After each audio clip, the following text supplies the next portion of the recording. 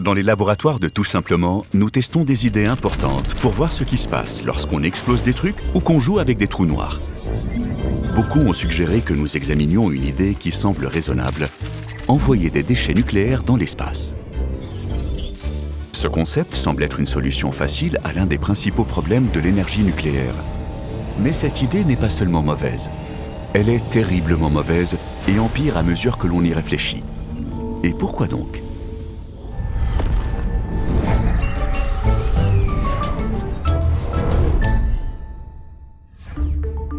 Qu'est-ce qu'un déchet nucléaire ?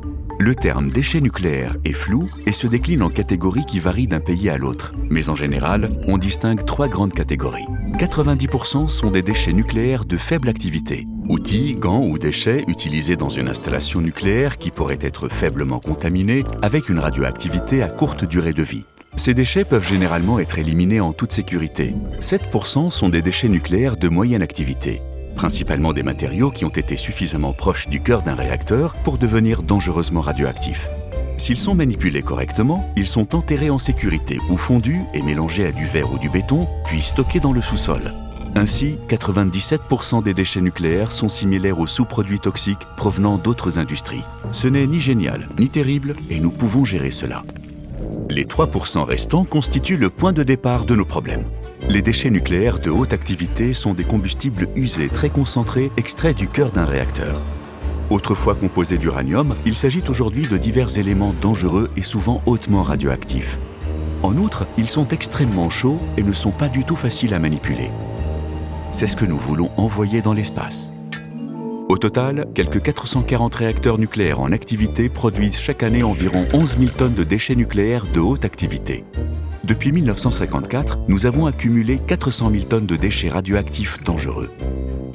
La plupart des pays s'en occupent en ne s'en occupant pas et en repoussant le problème au futur. C'est très bien, alors lançons-les dans l'espace. D'après les scientifiques, l'espace est grand et personne n'y vit. C'est donc l'endroit parfait pour évacuer tout ce bazar. Mais il y a quelques petits problèmes. Problème 1, c'est pas donné. Même si les vols spatiaux sont de plus en plus abordables, ils restent extrêmement coûteux. Le simple fait de placer un objet en orbite terrestre basse coûte en moyenne 4 000 $ par kilogramme. Pour mettre cela en perspective, il faut compter environ 1 600 $ pour extraire, séparer et fabriquer 1 kg de combustible nucléaire. Lancer des déchets dans l'espace augmente donc soudainement le coût du combustible nucléaire pour les réacteurs et augmente considérablement le coût de l'électricité qu'ils produisent. Le lancement d'une quantité de déchets nucléaires équivalente à celle d'un réacteur coûterait au moins 100 millions de $ par an. Le traitement des déchets nucléaires de haute activité de l'ensemble des 440 centrales nucléaires en activité coûterait environ 44 milliards de $ par an pour un lancement dans l'espace avant ajout des coûts de stockage, de transport et de sécurité. Faisons comme si nous n'en avions rien à faire. Actuellement, nous ne pourrions pas envoyer tous les déchets nucléaires dans l'espace. Il n'y a pas assez de fusées. En 2021, nous avons enregistré un nombre record de 135 lancements dans l'espace. Si nous réutilisons chacune de ces fusées et les remplissons toutes de déchets nucléaires, la quantité totale qui pourrait être placée sur une orbite terrestre basse, qui est l'orbite la plus proche de l'atmosphère, est de près de 800 tonnes. Il faudrait au moins 14 fois plus de fusées pour transporter les déchets nucléaires actuels, sans parler des centaines de milliers de tonnes stockées temporairement. Il faudrait créer des industries spatiales entièrement nouvelles pour répondre à la demande de camions poubelles spatiaux géants et toxiques. Et ce n'est pas fini. Problème 2, l'espace, c'est compliqué. Nous n'avons fait le calcul que pour l'orbite terrestre basse. L'accumulation de milliers de fûts de combustible nucléaire usés autour de la Terre serait un cauchemar pour la gestion des déchets spatiaux et des collisions entre satellites. Pire encore, à cette altitude, il y a encore un peu d'atmosphère, ce qui entraîne un léger tirage. Des déchets nucléaires pourraient donc pleuvoir de l'espace d'ici quelques années. Pour les experts, il s'agit là d'un énorme problème. Nous devons envoyer nos déchets plus loin. Pour les envoyer par exemple sur la Lune, nous aurions besoin de beaucoup plus de fusées ou nous devrions en construire de plus grosses.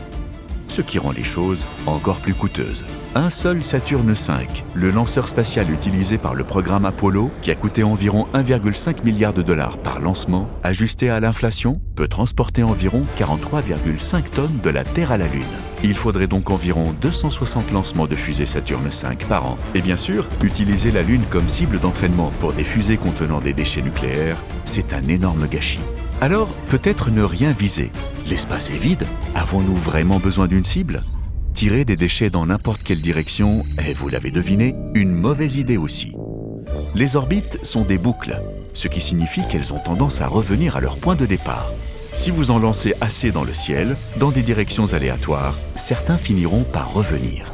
Il faudrait donc lancer nos déchets nucléaires loin dans l'espace, ce qui signifie que nous aurions besoin de fusées encore plus grosses et encore plus chères. Et nous ne serions pas totalement en sécurité. La Terre pourrait rencontrer ces cercueils interplanétaires dans un avenir lointain et subir une jolie pluie de météorites composées de poussière radioactive. Alors, pourquoi ne pas les envoyer dans le Soleil ? Ironiquement, le Soleil est assez difficile à atteindre. Alors que la gravité du Soleil est très forte, tout ce qui se trouve sur Terre se déplace par rapport au Soleil, y compris les fusées que nous lançons. Ce qui signifie qu'une fusée devrait annuler son mouvement orbital autour du Soleil pour pouvoir arrêter son orbite et tomber dans le Soleil. C'est pourquoi il est plus facile de lancer une fusée hors du système solaire que de l'envoyer dans le Soleil.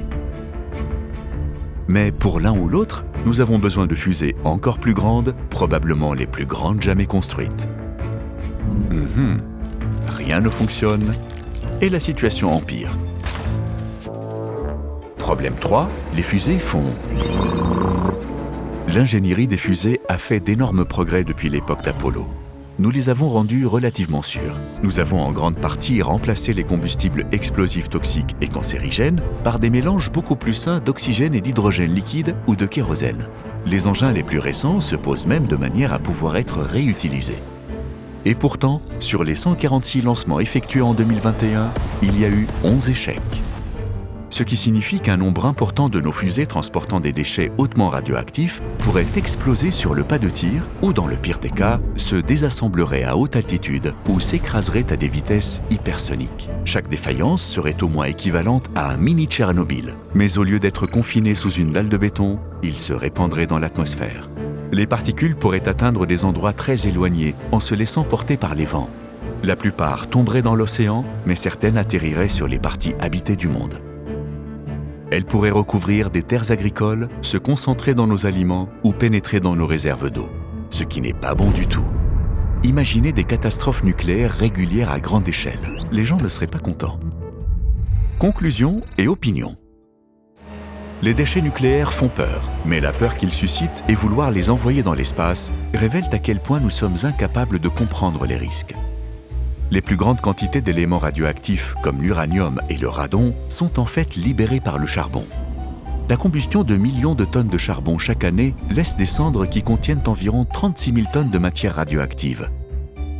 Ces déchets sont moins radioactifs que les déchets nucléaires de haute activité, mais il y en a beaucoup plus et ils sont moins bien gérés. Certaines de ces cendres sont retenues par des filtres, mais la plupart sont stockées dans des mines qui fuient, mises en tas exposées au vent ou jetées dans des étangs qui se déversent régulièrement dans les rivières et les lacs. Vivre à moins de 1,6 km d'un tas de cendres augmente le risque de cancer jusqu'à 2000 fois plus que la limite acceptable. Et cela s'ajoute à d'autres substances chimiques toxiques, telles que les métaux lourds et bien sûr les émissions massives de CO2. Mais bien que l'énergie nucléaire soit imparfaite et que sa forme actuelle ne soit peut-être que transitoire, les centrales nucléaires donnent plus de fil à retordre que le charbon. Les déchets nucléaires et le manque de volonté de s'en occuper constituent un véritable problème. Il n'est cependant pas insurmontable. Il existe de bonnes méthodes pour les traiter, comme l'enfouissement en profondeur ou le retraitement d'une partie des déchets.